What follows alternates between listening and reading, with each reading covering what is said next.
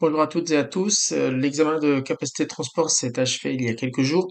Je vais vous présenter donc dans les diapositives suivantes, l'interprétation que j'ai pu faire de cet examen avec parfois des coïncidences inattendues. Mais avant de vous présenter ma proposition de correction, je vais déjà commencer par me présenter moi-même. Donc, je suis formateur capacité de transport, plus de 3 tonnes 5. Je suis concepteur aussi de manuels de formation et j'interviens donc en présentiel, en distanciel, en e-learning ou si vous avez votre propre centre de formation. Il m'arrive aussi d'intervenir donc en marque blanche. Donc, je fais aussi de la formation au bon usage du chronotachygraphe afin de corriger bien les mauvaises habitudes et puis mettre en place des bonnes pratiques.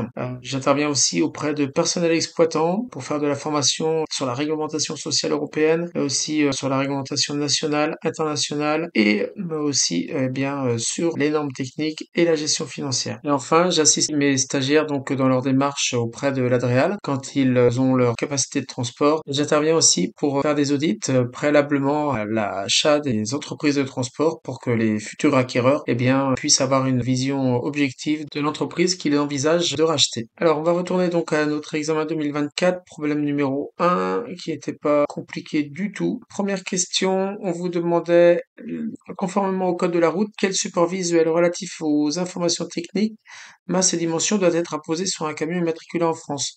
Donc bon, bah là, c'est très simple, hein. C'était la plaque de tare, bien sûr. Je vous en ai mis une petite, là, une petite plaque de tare. Donc, sur lequel, on retrouve les poids vides, les PTAC, les PTRA, etc. Voilà.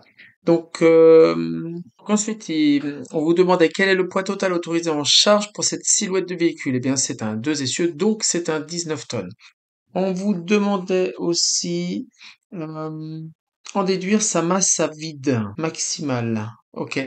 Donc c'est un 19 tonnes de PTAC, donc moins les 9 tonnes 5 de charge utile, eh bien ça me donnait donc une masse à vide de 9 tonnes 5.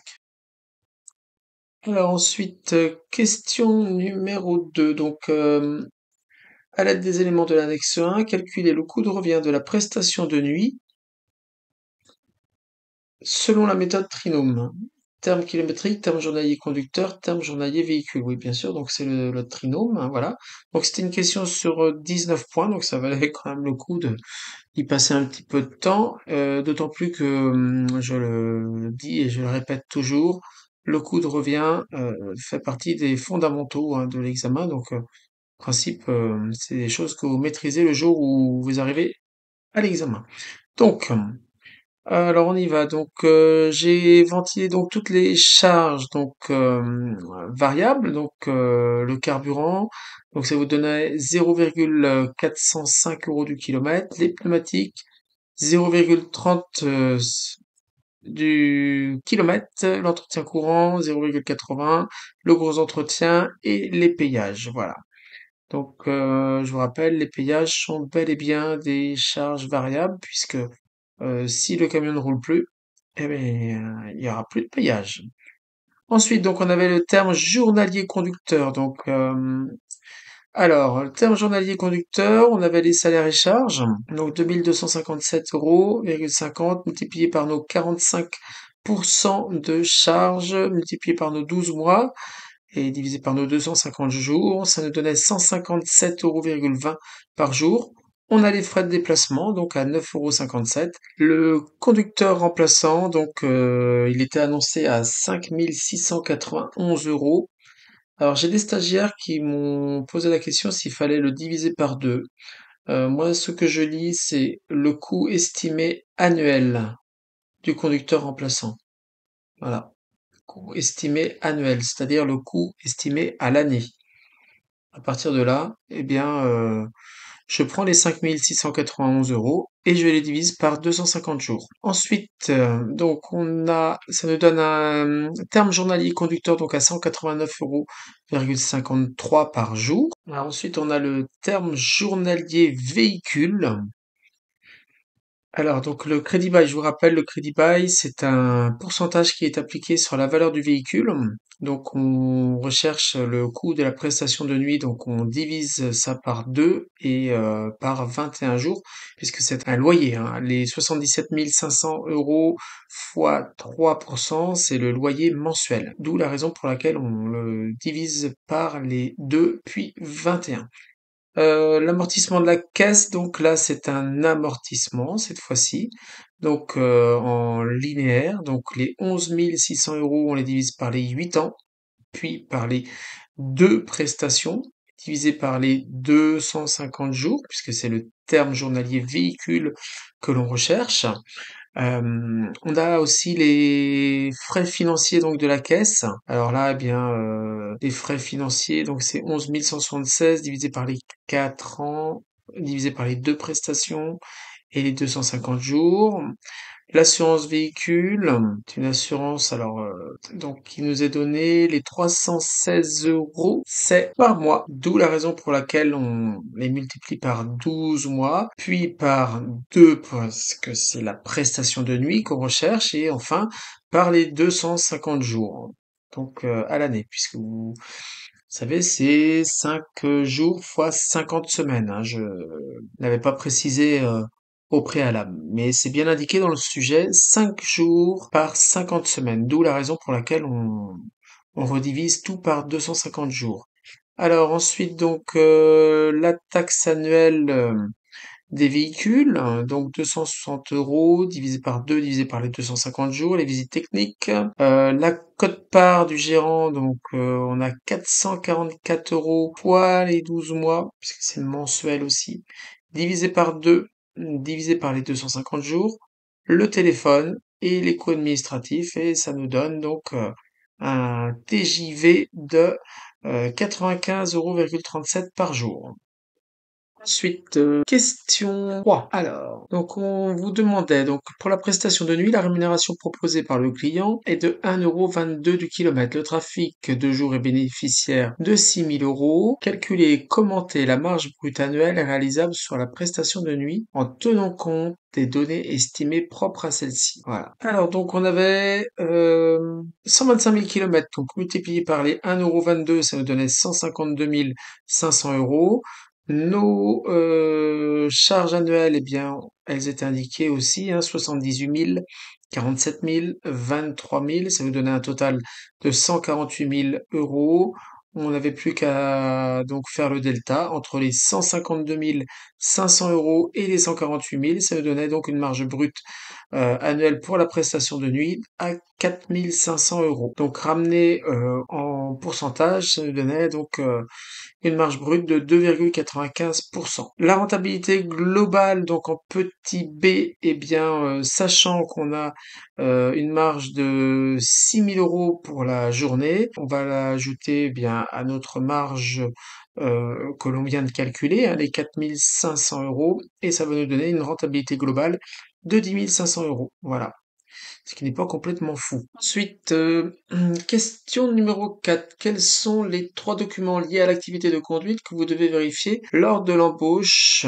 Alors, d'un conducteur. Donc, eh bien les trois documents, je pense qu'il n'y a pas de difficulté non plus à ce sujet-là. Le permis de conduire, bien sûr, il faut qu'il soit en cours de validité. La carte qualification conducteur, la CQC, voilà. Donc, et puis la carte conducteur pour le chronotachygraphe numérique, bien sûr. En petit b, quelle catégorie de permis est nécessaire pour la conduite de ce camion? Eh bien, c'est le permis C, évidemment, hein, pas le C1.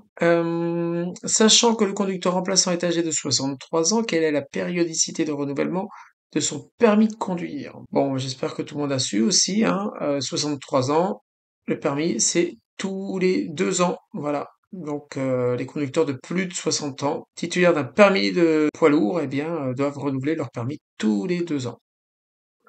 Ensuite, donc, question numéro 5. Il fallait situer donc trois motifs légaux de recours pour avoir recours au contrat à durée déterminée. Donc, les trois motifs, eh bien, c'est le remplacement d'un salarié qui est absent, un accroissement temporaire d'activité ou l'emploi de saisonniers. Et puis, comme il faut évidemment toujours justifier, eh bien là, eh bien le recours au CDD, eh bien dans ce cas-là, de toute manière, il est légitime puisque c'est indiqué dans la question précédente qu'il s'agit du remplacement d'un salarié. En petit b, donc en règle générale, quelle est la durée maximale d'un CDD et combien de fois peut-il être renouvelé? Alors voilà, je le dis souvent, les questions de QCM ne servent pas qu'à répondre à des questions de QCM et la réponse c'était bien 18 mois et le nombre de renouvellements possible c'est 2 fois. Petit c, donc quel est le montant de l'indemnité de fin de contrat que l'on appelle aussi la prime de précarité? Eh bien c'est 10% de la rémunération brute totale, voilà, qui a été versée pendant le contrat à durée déterminée. Alors ensuite, donc question numéro 6. À présent, c'était de la RSE. Donc on a eu du coût de revient classique, on a eu du droit dans les questions précédentes, hein, et puis à présent, donc de la réglementation sociale européenne. Donc en question 6, on nous demandait citer les trois modalités de repos journalier et leur durée. Bah, là encore, c'était très simple. Donc, il y a le repos journalier normal qui est de 11 heures, le fractionné qui est de 3 puis 9 heures, et non pas l'inverse, ce qui nous donne 12 heures. Et puis le repos réduit, donc qui est d'au moins 9 heures, qui ne peut pas avoir lieu plus de 3 fois par semaine. Question numéro 6b. Alors là, il y a des choses intéressantes, petite coïncidence inattendue dont je parlais. Il y en aura d'autres aussi un peu plus tard. Question numéro 6b. Pour chaque prestation de jour et de nuit, déterminez l'heure maximale à laquelle le conducteur doit cesser ses activités. Alors, on peut faire les choses de manière très simple. Là, je vous ai mis déjà pour commencer donc une première petite frise chronologique du conducteur qui va être de jour. Donc, jour 1, c'est bien indiqué, hein, il fait des journées de 7 heures à 18 heures. Donc, ensuite, sa journée numéro 2, eh bien, ça va faire donc les 7 heures moins les 9 heures de repos journalier réduit qu'on a évoqué juste au préalable. Ça nous indique donc qu'il doit cesser son activité eh bien la veille, hein, donc le jour 1 à 22 heures, et de la même manière, donc celui qui va être de nuit, eh bien il doit achever sa journée précédente, donc à 11 heures le matin, si on veut qu'il ait ses 9 heures de repos journalier réduit. C'est pas tout. Donc, puisque vous savez, il peut pas y avoir plus de 12 heures de temps de travail effectif, donc nos 7 heures là sur la journée 1 plus nos 12 heures, plus nos 1 heure de pause déjeuner, c'était indiqué dans le sujet, ça nous ramène à 20 heures. Et les 20 heures, eh bien, ça fait bien les choses puisque c'est justement l'heure à laquelle le conducteur de nuit, eh bien, doit prendre son service. Voilà.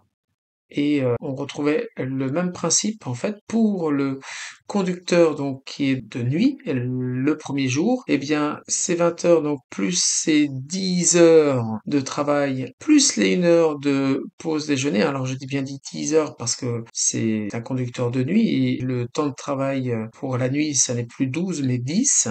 Et donc les 20 plus 10 plus 1, ça nous ramenait à bien 7 heures le lendemain matin, ce qui faisait bien l'affaire aussi puisque c'est l'heure à laquelle le conducteur de jour doit reprendre son service. Là ensuite donc en question 6c, on nous demandait de rappeler la raison et les conditions qui autorisaient à dépasser une troisième fois plus de 9 heures de conduite au cours d'une semaine. Alors ça, eh bien mes stagiaires, je n'ai cessé de le leur répéter toute l'année. Donc c'est une nouvelle disposition hein, qui n'est pas encore connue par tout le monde, loin de là.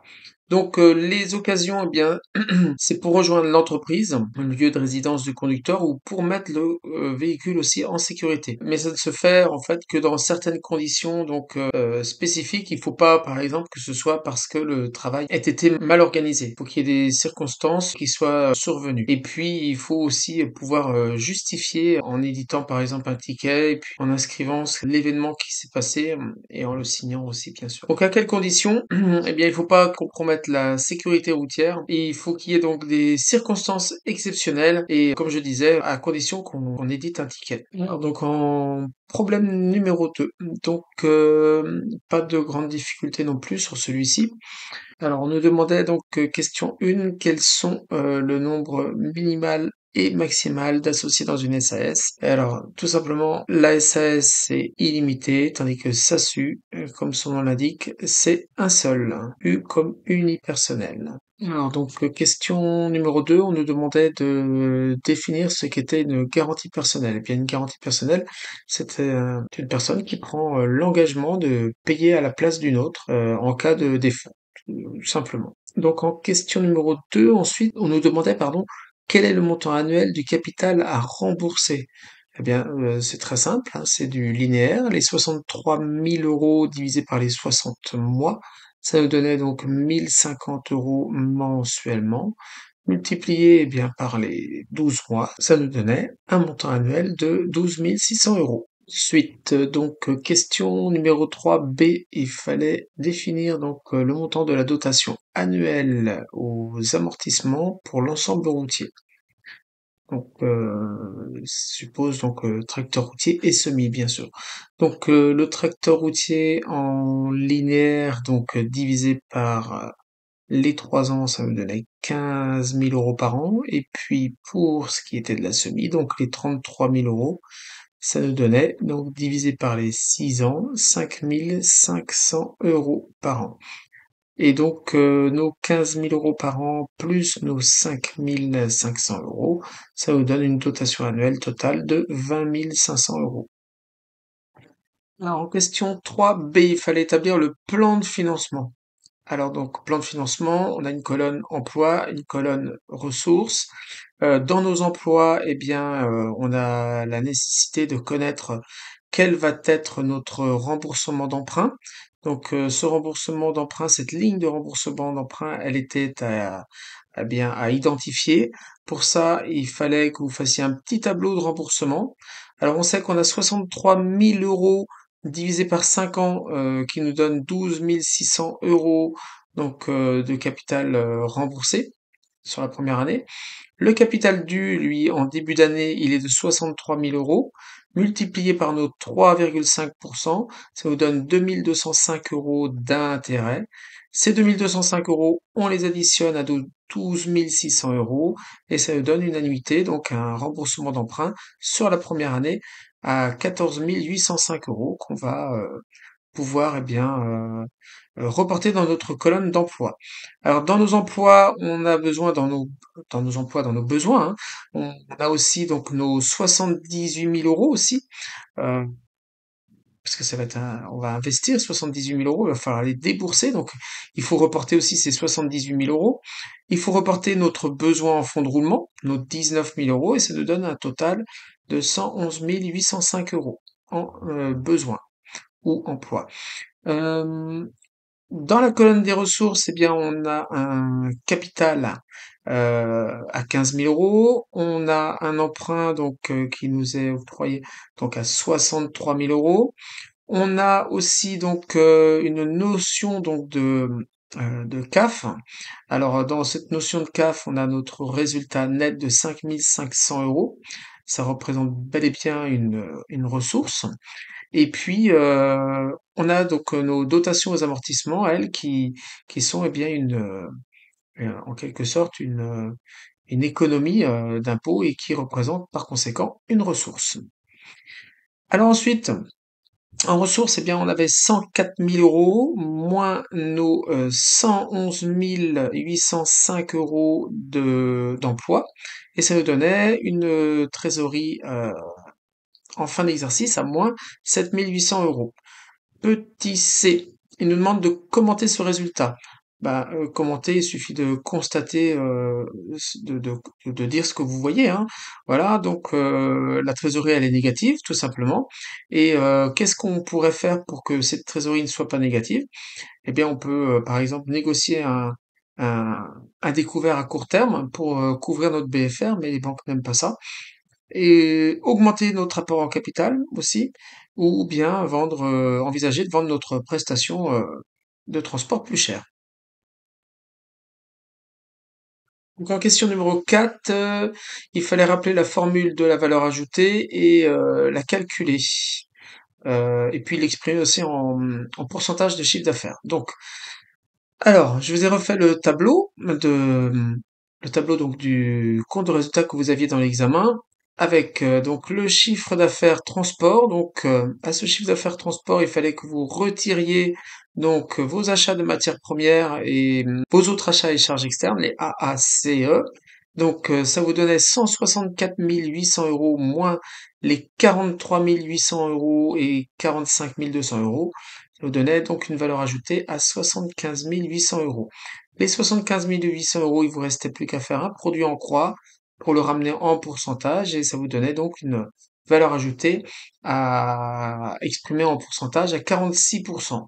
Sachant que la valeur ajoutée, on considère dans le transport qu'elle est bonne, qu'elle doit être supérieure à 50%. Ensuite, donc, vous aviez en petit b l'excédent brut d'exploitation. Alors, donc, je vous ai fait le même type de présentation, hein. Au passage, si vous aimez les présentations que je vous présente, eh bien, sachez que sur la plateforme e-learning, tous mes supports de formation sont visuels. Alors, donc, pour l'excédent brut d'exploitation, vous aviez à reprendre donc le chiffre d'affaires transport, 164 800 euros, auquel vous alliez retirer en plus donc les impôts et taxes et les salaires et les traitements, ainsi que les charges sociales, hein, voilà, et ça vous donnait donc un excédent brut d'exploitation à 28 100 euros, qu'il fallait aussi que vous rapportiez donc en pourcentage, et donc une fois que vous l'aviez calculé, ça vous donnait 17% d'excédent brut d'exploitation vis-à-vis du chiffre d'affaires. Ensuite, donc en question 5, c'était des questions donc bilan à présent. Après avoir eu le compte de résultat, on a des questions sur le bilan. Donc en petit a, il fallait rappeler la formule du fonds de roulement net global et le calculer. Donc, euh, la formule donc du fonds de roulement net global, ce sont les ressources stables moins l'actif immobilisé net. Donc, alors les ressources stables, vous voyez ici, on a donc dans nos ressources stables nos capitaux propres, nos dettes financières à long, moyen terme et court terme. Mais attention, attention. Vous savez bien, tous ceux qui ont été en formation ont eu un formateur qui les a mis en garde. Les concours bancaires, hein, il y a très souvent un petit astérix ou un petit 1 qui vous indique qu'il y a des concours bancaires. Et les concours bancaires, et qu'on soit bien d'accord, ce ne sont pas des ressources stables, ni des dettes financières à court terme. Le banquier peut décider de fermer le découvert. Donc ce ne sont pas des ressources stables. Voilà. Ensuite, donc je vous ai refait le tableau du bilan aussi, de la même manière que je vous ai refait le tableau du compte de résultat. On va voir donc comment calculer donc ce fonds de roulement net global de la même manière que ce que je vous ai présenté pour le compte de résultat, pour les ratios du compte de résultat. Donc pour ça, on va reprendre nos accolades. Si vous n'arrivez pas à vous souvenir de ce qu'il y a entre vos lignes, eh bien, il suffit de savoir où vous commencez et où vous vous arrêtez. C'est la technique, hein, le moyen que j'emploie pour les stagiaires qui ont des difficultés à se souvenir de tout ce qui pourrait être dans le bilan et dans le compte de résultat. Donc alors là, on a nos 15 000 euros, nos 5 500 euros. Donc alors on reprend pas le sous-total, hein, bien sûr, hein, les 20 500 euros, c'est le total de ça, auquel on ajoute donc nos emprunts et dettes financières. Voilà, et auquel on va retirer donc nos concours bancaires, ok, et puis on va soustraire notre actif immobilisé net, donc nos 57 500 euros. Voilà, alors ici ou là, hein, de toute manière, c'était un bilan qui était très simple, et ça vous donnait donc un fonds de roulement net global à 13 400 euros. Ensuite, vous aviez le besoin en fonds de roulement aussi à calculer. Donc, besoin en fonds de roulement, c'est l'actif circulant moins les disponibilités. Alors là, bah, de toute manière, il n'y en avait pas.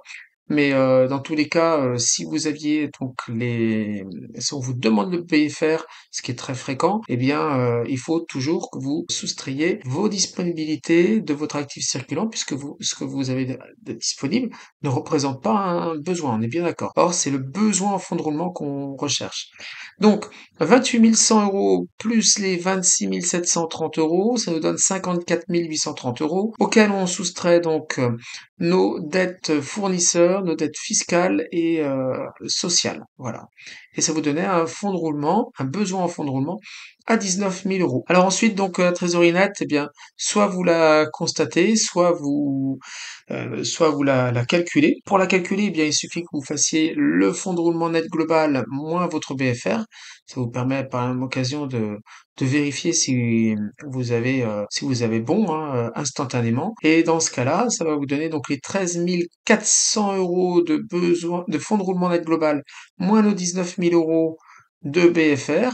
Ça nous donne donc une trésorerie nette à moins 5 600 euros. Et c'est bien ce qu'on avait d'indiqué ici, donc des concours bancaires, qui sont des découverts, hein, voilà, à 5 600 euros. Alors, on nous demandait, donc, il fallait commenter les résultats obtenus. Bah, le commentaire, il est très vite vu, hein. Le fonds de roulement net global ne couvre pas le besoin en fonds de roulement, et c'est la raison pour laquelle ça nécessite d'avoir un recours au concours bancaire pour 5 600 euros. En petit b, il fallait citer 3 actions qui permettaient d'agir sur le cycle d'exploitation pour maximiser la trésorerie dans une entreprise de transport routier de marchandises. Eh bien, on peut mettre en place une gestion des stocks qui soit efficace, hein, pour éviter d'avoir du surstock, hein, notamment sur des choses qui représentent des grosses sommes, hein, comme le gasoil, mais aussi les pneus, ça peut être aussi les pièces détachées. On peut aussi réduire donc les délais de paiement client en proposant un escompte, par exemple, ou en ayant recours à la facturage. Tout ça, ce sont des réponses, hein, qu'on retrouve très fréquemment dans toutes les annales d'examen de la capacité de transport. Alors, et puis autrement, on peut aussi rallonger les délais de paiement de nos fournisseurs, mais tout en restant bien sûr dans la légalité. Alors, question numéro 6. Donc, Monsieur Dupont a fait un test sur son logiciel de facturation. Donc, il fallait citer 5 éléments donc qui étaient erronés ou manquants dans la facture. Donc, il y avait donc le numéro de TVA intracommunautaire dans la mesure où l'acheteur est probablement redevable. On avait aussi donc le numéro de facture qui doit en principe être basé sur une séquence chronologique et qui ne doit pas comporter d'espace. Voilà. En 3, on avait la date à laquelle le paiement est prévu qui est supérieure à 30 jours puisque la facture est éditée au 31 juillet et le règlement prévu au 31 octobre. En 4, on avait aussi 2 dates d'échéance qui étaient contradictoires. En 5, on avait le montant de la TVA qui était à 5,5% au lieu des 20% et le montant hors taxe qui était égal au montant TTC. Question 7, petit a, il fallait que vous rappeliez les principes de validité et de confirmation des réserves. Bon, ça c'est typiquement de la question de cours. Donc les réserves, elles doivent être émises par écrit au moment de la livraison sur la lettre de voiture. Elles doivent être précises, motivées et indiquer clairement la nature et l'étendue des dommages. Et elles doivent être confirmées dans les 3 jours ouvrables. Question numéro 7b. En l'espèce, indiquez la date limite d'envoi de cette confirmation. Justifiez votre réponse et précisez le nom de ce délai. Donc, donc la livraison avait lieu le mercredi 12 juillet. On est d'accord? Ensuite, donc, le délai commence à partir de minuit le mercredi 12 juillet, auquel on rajoute les 3 jours ouvrables, donc jeudi 13 juillet, le vendredi 14 juillet, alors malheureusement, il y en aura probablement qui auront oublié que le 14 juillet était férié, donc fête nationale, le 14 juillet ne compte pas comme un jour ouvrable. Ensuite, on a le samedi, lui, qui compte bel et bien pour un jour ouvrable, le dimanche non. Et le lundi 17 juillet est évidemment un jour ouvrable aussi. Lundi 17 juillet, donc à minuit, on va avoir donc la forclusion qui est un mot qui vient du Moyen Âge puisque lorsque les chevaliers se faisaient attaquer, eh bien ils rentraient dans le fort, on fermait la porte, le fort était clos et il y avait forclusion, on ne pouvait plus rien faire contre eux. Eh bien le transporteur c'est la même chose, au-delà des 3 jours ouvrables, on ne peut plus rien faire contre lui. Et enfin, donc, la question 7c, il fallait rappeler les valeurs d'indemnisation du contrat type général. Donc, le contrat type général, eh bien, lorsqu'on est au-dessus de 3 tonnes, eh bien, c'est 20 euros par kilo ou 3200 euros par tonne totale de l'envoi. Donc, la question à se poser, eh bien, pour calculer le montant d'indemnité, c'était savoir s'il s'agit d'un envoi de moins ou plus de 3 tonnes. Bon, en l'occurrence, il s'agissait bel et bien d'un envoi de plus de 3 tonnes. Donc, on fait un premier calcul, donc nos 500 kilos multipliés par nos 20 euros, ça nous donne 10 000 € d'indemnisation. Ce n'est qu'un calcul provisoire pour le moment. Ensuite, on fait le calcul avec les 3 200 € multipliés par les 22 tonnes 460. Ça nous donne 71 872 € d'indemnisation, qui est toujours un calcul provisoire. On s'assure aussi que le prix de la marchandise ne dépasse pas ces valeurs d'indemnisation et on va prendre la plus petite des valeurs, donc comme indemnisation. Voilà, donc pour cette proposition de correction de l'examen de capacité de transport 2024. Donc si mes présentations vous plaisent, vous pouvez en retrouver d'autres sur la plateforme e-learning ainsi que toutes mes leçons. Vous pouvez m'envoyer vos mails aussi pour me demander ma proposition de correction relative au QCM de cet examen 2024. Et je vous dis donc à très bientôt.